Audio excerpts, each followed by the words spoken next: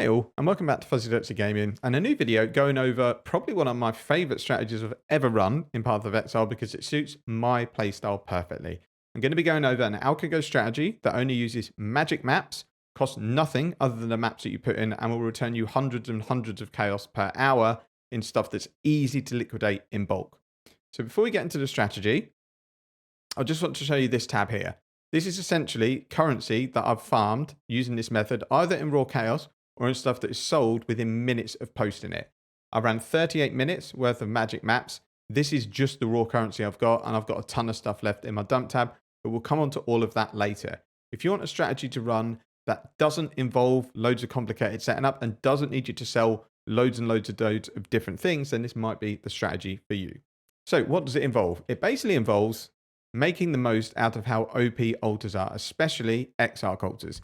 Now I know Eater altars are probably the flavour of the month because you can get big divine drops, but they're like 1 in 300 or 400 maps to get that altar, and the rest of the time, it's not that great. Exarch, on the other hand, have got tons of stuff that everyone is always going to need. It's not stuff that's going to devalue. You're going to farm this stuff, you're going to sell it, and you're going to come across it map after map after map. I'm talking about chaos, for example. It drops raw chaos. It drops orbs for making. The longer the league goes on, the more strategies come out, the more people want to respec their tree and try it out.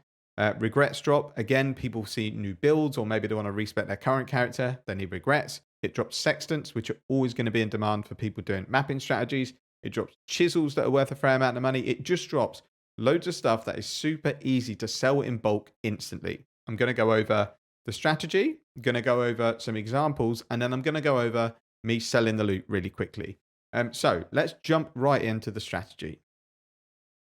And essentially, it all revolves around grand design.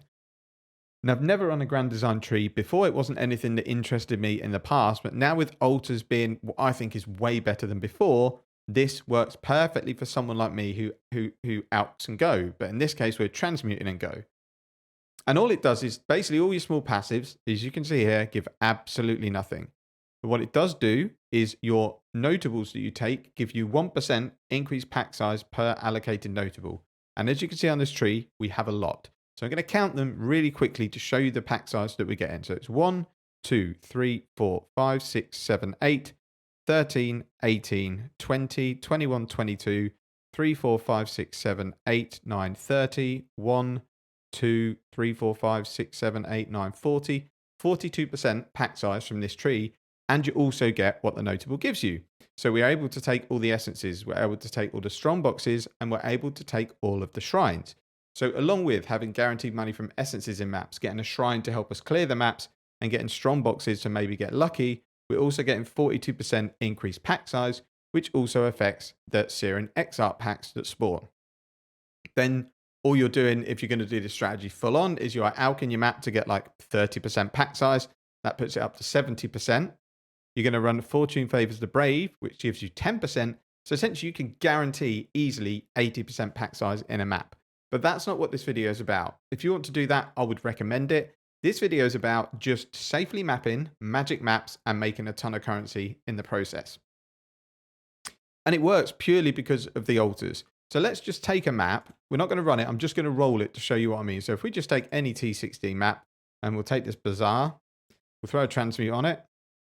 And then we'll just get it to 2 mods. So that's just 1. I don't care what the mods are. I just want to get it to 2. So this gives you 9% pack size. So this, along with our Atlas tree, is giving us over 50% pack size. Quantity and rarity doesn't matter because what drops from the altars is already guaranteed because it will say our mob has a 3.6% chance to drop a chaos orb. That is fixed. It's not going to change. It's a tier that rolls. So it doesn't matter that you don't have a lot of quant or rarity. All we care about is getting as many monsters in those altars as we can, and then trying to get as much currency out of those monsters. Obviously, if you are able to chisel your map, alch it, run some sextants, run Fortune Favours the Brave, brilliant, but you don't need to. The test I've done, which was 38 minutes, it took me to do 10 maps, was just putting in alch maps, no sextant, no Fortune Favours the Brave, no scarabs, nothing, just putting the map in. And it made, well, we'll go on to the currency later. It made really, really good return, and it's guaranteed because the altars, unlike some of the Eater altars, are really, really common. The chaos ones between 8 and 9% to spawn as a mod when an altar spawns, and you'll basically drop 15 to 20 chaos out the map. Same with Orbs of Unmaking, and you'll drop those and they're worth more than a chaos. You'll drop Sextants, they're worth 2 chaos. And they're all fairly common. Now, you will get maps where you get one altar and it's a drop a rubbish div card. You're going to get a few of those, but it doesn't matter. We're not spending any money on the maps and we're getting in and out really, really quickly. The benefits this also has is you're going to be getting your invitations quickly. You can sell them. If you like doing the league mechanic, you can rush in, build up your 8 league mechanics and slot that in as part of it. There's lots of different ways that the strategy makes your life super, super easy. So as I said, I ran 10 magic underground seas. I'm going to talk, once we go through the loot, about why I run certain maps and how you can kind of fine tune this strategy to get the most out of it. But firstly, I want to go and look at the loot that we've got just from these 10 magic maps. So I've run 10 maps, just magic, nothing on it at all, so no cost to the maps. It took me 38 minutes to run the 10 maps. When you get lots of altars spawning or you get league mechanic that you might want to do, it takes a little bit more time. But on average, it should be about 3 minutes a map. I had quite a few altars in 2 maps that spawned obviously a lot of mobs, so it took a little bit longer to clear. Underground Sea is also quite easy to full clear, but it can take some time. So maps will be longer. If you've got really juicy altar bonuses and you're getting Chaos Orbs and you're getting Awakened Sextants, you want to kill every monster on the map. So it means you may have missed some nooks and crannies that's got 50 monsters in, but that could be 3 Chaos and a couple of Sextants. So it's well worth fully clearing the map to do that. So let's go into Excellence next and see what's dropped. We'll check the stash tab first, actually, because I had some really lucky drops. I had 3 boss maps drop and a formed invitation. So this stuff is obviously worth a ton of currency. It's not included in Excellence next because it doesn't price these, but it will price maps which you maybe can't be bothered to sell, and it's probably going to price div cards that aren't a chaos at a chaos. But I'm just going to leave that in to make up for the fact that you might get 1 boss map to drop or 1 invitation because you complete the maps really quickly. Obviously, you're going to be able to turn around your invitations really quickly. So 10 maps in 38 minutes means in well under 2 hours, you're going to have a full invitation drop and then the sub-boss invitation drop, which again is more money. So let's have a look in Excellence next. We can see here that it's valued the tab at 350 chaos, and that was 38 minutes. So you're going to be looking at about 500 chaos an hour, which is over 3 divines, which for just running maps magic with no cost at all. So bear in mind, you just need maps. The only thing I will say is, if you're only doing the maps magic, because we lose all the small bonuses from the tree, you might find map sustain an issue. Depending on how much map scarabs are, it might be worth chucking them in. But this is like a bare bones, what can you do? And you don't have to run Underground Sea. You can run whatever map you want. The reason I run Underground Sea is because of the pack size. And I like the fact that the boss, you can basically know where it is. And if you feel like you want to take the boss down early, you can go and do that. So the returns were 352 chaos. It has counted some junk, like some div cards that are never going to sell for 1 chaos. But like I said, I have had 4 items drop that combine over 100. See, I've removed them from the totals. But because of that, I've left kind of the maps in. So as you can see here, our Conqueror map is valued at 3 chaos when it's, I don't know the price, 20 something chaos probably for a Conqueror map. And it will do the same for all of the other Guardian maps. The only ones it can do is Shaper because it's got its own arena. So it's going to calculate that properly. The rest, it just looks at the base map. So before we go on about how you want to utilize the strategy to make money, I want to talk about why I do it and why I find it super, super comfortable and really easy to do. The main reason is simple. You just look at the top of this screen here. These are all things that you will sell in bulk instantly if you competitively price. And to show that fact, we're going to go and do some selling. In a moment, we're going to sell this stuff and just get the chaos back straight away. So I had 56 lesser embers drop, 19 awakened sextants, 39 raw chaos, 72 chisels, which at the moment are actually worth a bit of money, as you can see. Almost 20 chaos to 72 chisels, 8 polished blight scarabs because there is a altar that gives you blight scarabs. I had quite a few polished drop, which is nice. 5 grand embers, 9 greater embers, and then some essences. You know, smatter into currency. Do what you want with those. Keep the essences for crafting, sell them. I would wait, get them in bulk, sell them. They're much easier to sell in bulk. You can get a bit more for them and they will sell instantly. And this is what I've been doing. I've been alching the maps and getting sort of double, triple these returns because you are getting so much more pack size into the maps. But I am using Fortune Favours the Brave on every map, which is 3 chaos. I'm using Sextants, which is about 2 chaos a map. And then I'm using Scarabs as well. But I'm really only using an Elder Scarab if I've got one, and Map Scarabs. If I've got them, I'm not buying them. The only issue you might have running the magic, I'm not sure if I mentioned it, but I'll mention it again. Map returns might be an issue because you lose all the small passives from the tree. So you get lots of chance to drop higher maps, but there isn't much increased chance to drop maps.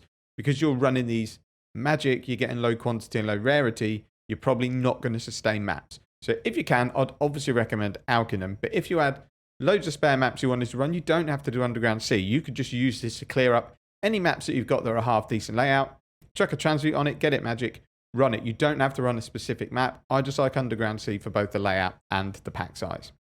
So let's just talk about how to utilize the strategy to make sure you're making as much money as possible. The first reason I run Underground Sea, as I say, is because you get a lot of mobs in the map compared to other maps. I actually really enjoy the layout for this sort of character. The boss takes a little while because it's got a little phasing stage, but she's pretty useless when it comes to bosses. None of her attacks really hurt. As long as you're not standing in the jet pools for like 10 seconds, she's really, really unlikely to kill you. In regards to essences, obviously don't do essences if you don't feel your character can handle them in T16 maps. What you want to be doing to maximize your currency is using your corruption essences wisely. So anytime you get a purple essence other than Dread, you want to be using your essence on it to try and turn it into a special essence. The other time you use them is if there's 2 or more shrieking essences and the screaming essence, and the shrieking ones are worth money, I corrupt it to try and boost the level of the essences up. Because what it does is move the screaming up to shrieking. That then procs the double drops, and it moves the shrieking up to deafening. So you get, basically, if you add 2 shrieking, you're going to get 4 deafening. Out of that, it's a really good way to make some currency. I will say this strategy is a mapping strategy, so it's designed for characters that map. If you've got a super slow bosser, this is not going to make you any money whatsoever. But if you followed this build, for example, and you're like, I need some divines to get omniscience, you could do this for, I would say, 4 to 5 hours. You're going to be nearly all the way there to your omniscience. So movement speed and clear speed is pretty much key. You don't need a lot of single target, but if you're really lacking, the boss might take a while. But because you're running it magic, you can avoid any extra life or any reduced crit mods. So you can basically pick the mods that you want and run them. Other thing I would say is you need to get a strict loot filter. If you run with like a standard, semi-strict, or even strict, and in some cases uber strict filter, you're going to see a ton of divination cards that aren't worth anything. You're going to see loads of bubblegum currencies that by now you should have overflowing out of your stash. If you want to, you can follow my filter that I've been using. I think it works really well for this strategy. It'll be linked in the video description below. This strategy is a bare bones.